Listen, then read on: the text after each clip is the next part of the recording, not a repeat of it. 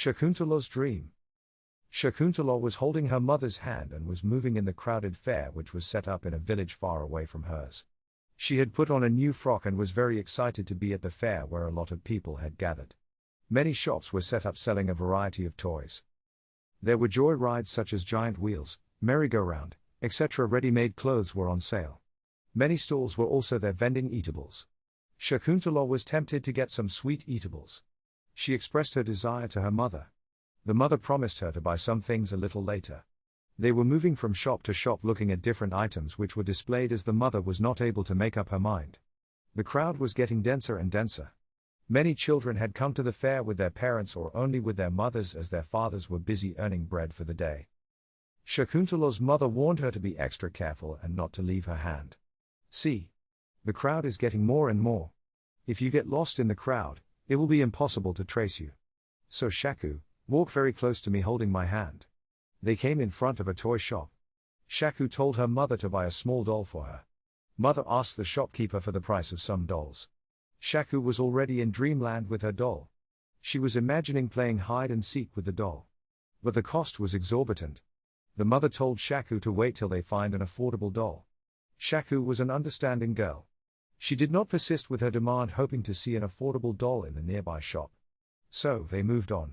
When they were in front of another toy shop, the mother stopped and asked for the price of a nice small doll. She found that the price was within her budget. She told the keeper to pack that doll. Shaku was very happy and was again in dreamland playing with the doll. And all of a sudden, there was a big commotion. Everybody started running here and there. Fire! Run for your life! Leave the place immediately! A stall had caught fire and big flames of fire were engulfing whatever came in their embrace. The already overcrowded fair was totally disrupted. The whole surroundings were filled with cries and screaming. Complete chaos prevailed. Shaku could not keep herself with her mother. When everybody was running to go away from the fire, Shaku was going in the direction of the fire. Her mother was looking for Shaku. But loads of crowds pushed her away and she had no control of herself. She kept shouting Shaku, Shaku, but to no avail. Shaku was calling out ie for her mother. But she could not hear the calls. Desperately, mother was searching for Shaku. Just then a big burning log of wood fell on her. Some persons rushed to save her, but the fire took her in its embrace and she died instantly. Here Shaku was crying and looking for her mother, running everywhere. The toy shops were turned into ashes. When Shaku came in front of the shop, she found one half-burnt doll lying in one corner which Shaku picked up. She got the doll, but she was not able to find her mother. Shaku was crying. Thousands of people were around, but her mother was not to be found anywhere. She cried incessantly. Laxmi, a eunuch draped in lady attire, noticed Shaku was crying all alone in this chaotic situation. She took pity on her. Laxmi went to Shaku and inquired about her mother. When she heard that Shaku had missed her mother, she asked her name and address so that she could be reached home. But Shakuntala could not give Laxmi her name or address of her residence, as this was the first time she had come out of her house with the mother from a distant village. Laxmi looked for Shaku's mother all around but failed to trace her. Laxmi was confused as to how to handle the situation. She consoled Shaku and told her that they would search for her mother both together. Laxmi showered motherly love on this just found child. It was getting dark then. Shakuntala's eyes had turned dry due to continuous weeping. Laxmi gave her a vada pav to eat. Hungry, Shakuntala grabbed it and ate it hurriedly. After this she was sleepy. Laxmi took Shakuntala in her lap, trying to put her to sleep. Laxmi felt the emotions of a mother springing up from within. She imagined her own child in her lap, even though she knew that she could not bear a child in this birth. She was in love with this child. Laxmi was afraid of finding the child's mother. It occurred to her that as soon as this child found her own mother, it would leave her instantly and go away with the mother to her own house. Laxmi hoped that this child stayed with her. That would change her life entirely. She prayed to God that the child's mother should not be found. And God answered her prayers. Waiting till it got completely dark and the commotion had calmed down, Laxmi gave up her search for the child's mother and brought Shakuntala to her house, a hutment in the corner of the village. In the night only she wound up her belongings and left the village where everybody knew her as a eunuch. Under the cover of darkness, she proceeded to another village where nobody would know her sexual identity. She carried the child with her, giving the child a new identity as her own child, acting as a widowed father. In the morning, Laxmi dressed as a man and introduced himself as Shaku's father. He tried convincing Shaku that her biological mother was dead in the fire and now he would take care of her as her father. Shakuntala refused to talk to Laxmi. But after a couple of days, Shakuntala experienced the affection of Laxmi as a father. Slowly Shaku accepted the food cooked by Laxmi. One morning Laxmi asked her how he should call her. Shaku told Laxmi, "My mother used to call me Shakuntala. You may call me Shaku." Laxmi told Shaku that the next day he would take her to a school. He warned her that she had to go to school and study hard. She should become an educated lady. The next day Laxmi took Shaku to the nearby school and admitted her in the name of Shakuntala and herself as Shaku's father. Shakuntala's new life started with going to school. Laxmi looked after Shaku very well. He provided her with clothes, the school books, and offered her food cooked with full affection.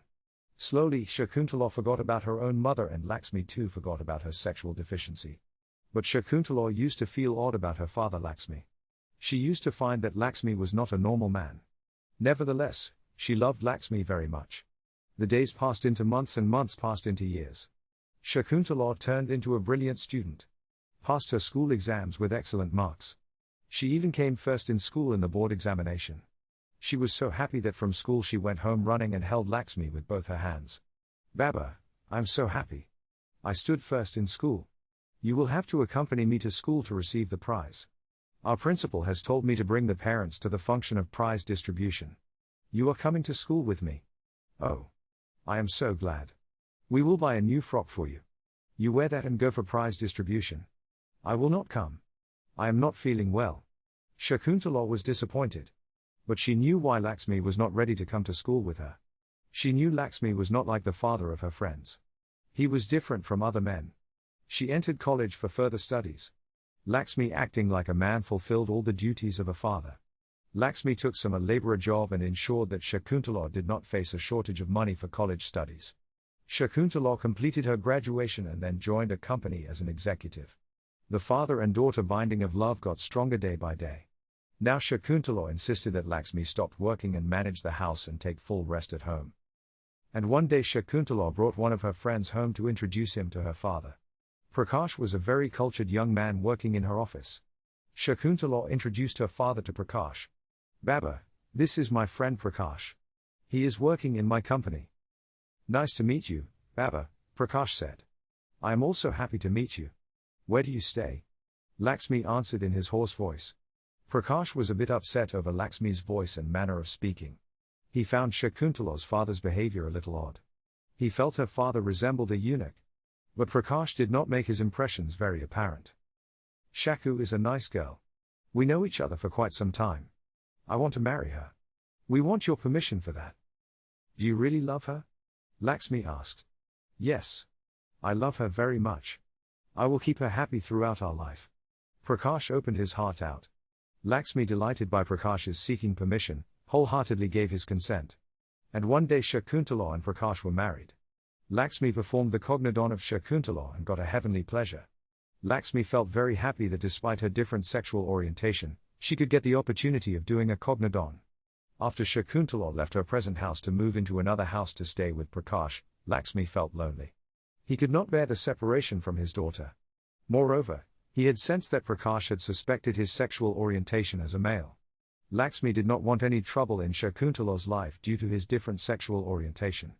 He decided to end his life. One evening Shakuntala received the sad news of her father committing suicide. Shakuntala was very upset.